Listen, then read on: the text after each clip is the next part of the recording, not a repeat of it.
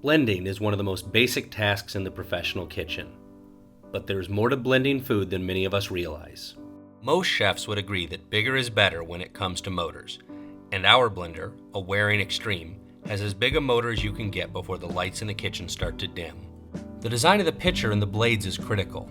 The blades don't simply cut the food down to size, instead they act in concert with the shape of the pitcher to compress, shear, and even cavitate the blending food. And flow is also important. A well-engineered pitcher, like the one on our Waring blender, keeps the food flowing past the blades without the need to plunge a spatula into the mix. As you can clearly see here, liquid at the top of the pitcher is being pulled down by the blades before being cut and flung out to the sides of the pitcher. This is efficient blending.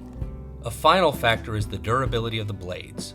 A solid professional blender forges its blades from exotic steel alloys that are extremely hard, keeping the edges sharp even after grinding the toughest foods down to size. Really hard, durable foods strain the motor and work to dull the blades. An extreme example is grinding wood chips into small fragments for our kitchen smoker.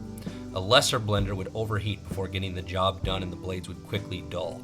But not everything in the kitchen needs such brute force. Sometimes it's better to use a bit of finesse and turn down the speed of the blade to do the best job, like for our olive puree. A clever and fast way to remove pits from olives for making tapenades or purees is by blending them on the lowest setting. Blend the olives with no liquid for about 30 seconds, or until the pits are completely clean. Working on the lowest setting allows you to chop through the meat of the olive, but not crack the pit into shards. Once you have blended the olives for about 20 to 30 seconds, you can empty them out into a container and separate out the undamaged pits. At this point, you are ready to make your tapenade, or you can return the olive meat to the blender and continue to blend into a puree. With the aid of Waring's high-powered motor, you can blend durable foods like raw carrots into a soup with nothing more than a little water and time.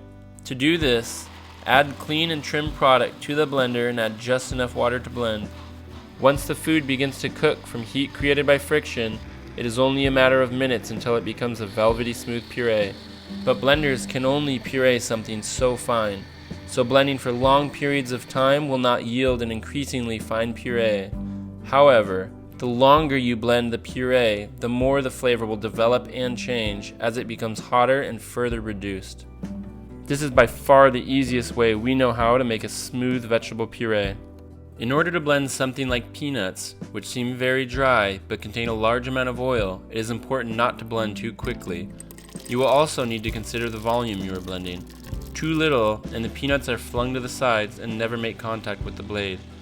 Too much, and the peanuts will stop flowing and the blades will free spin, at which point you will then need to scrape down the sides over and over, and this can become a huge waste of time. To blend the peanuts into a butter with minimal effort, start with about 600 grams of nuts on the lowest setting until they become fine pieces and begin to flow. At this point, you can begin to slowly turn up the speed.